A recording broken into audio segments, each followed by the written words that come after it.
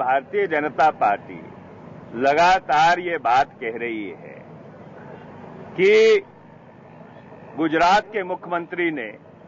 न्यायपालिका पे बहुत बड़ा एहसान किया एसआईटी के सामने पेश होकर। अरे भैया, अगर आप राजधर्म का पालन नहीं करोगे तो राजदंड तो भोगना ही पड़ेगा ना। अगर कल को दाऊद इब्राहिम को कानून के सामने लाया जाता है तो क्या भारतीय जनता पार्टी ये कहेगी कि दाऊद इब्राहिम ने बड़ा उपकार किया है भारत की न्यायपालिका के ऊपर उसके सामने आकर।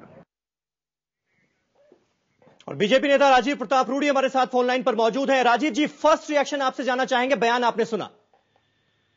देखिए, मनीष तिवारी हमारे अच्छे मित्र हैं, लेकिन मुझे लगता है कि अब कांग्रेस पार्टी में नरेंद्र मोदी को जवाब देने की असमर्थता की हालत में तर्कों का अभाव हो गया है। और जब तर्कों का अभाव हो जाता है और जब तर्क नहीं दे पाते हैं तो कोई भी उटपटांग विषय को ला करके अपने विषय को रखना चाहते हैं। एक राज्य के मुख्यमंत्री के बारे में जो टिप्पणी उन्होंने की, वैसे भी जो पिछले एक हफ्ते से उनका सिलसिला कांग्रेस पार्टी में चला आ रहा है, चाहे वो अमिताभ बच्चन जी का मामला हो या नरेंद्र मोदी जी का मामला हो, जिस तरह से निरंतर तिरस्कार किए जा रहे हैं, लगता है कि उनको इस बात शायद नरेंद्र मोदी से सीधी लड़ाई में विफलता देखने के कारण, लगातार कांग्रेस की सरकार की विफलता जो नरेंद्र मोदी के विरुद्ध हुई है, उसके कारण चाहे वो सरकार बनाने में हो या किसी भी पटल पर उनसे बहस करने का हो, मुझे लगता है कि एक प्रकार से कांग्रेस में एक प्रकार का हलचल है और तर्क का अभाव है जब ऐसे शब्दों का उपयोग किया जा रहा है। नहीं राजीव जी, लेकिन बीजेपी की तरफ से इस तरह से प्रोजेक्ट किया जा रहा है, नरेंद्र मोदी जिस तरह से एसआईटी के सामने पेश हुए, मानो उन्होंने बहुत बड़ा काम कर दिया, ये कहना था उनका। इस बात से काफी आहत नजर आ रहे थे। देखिए,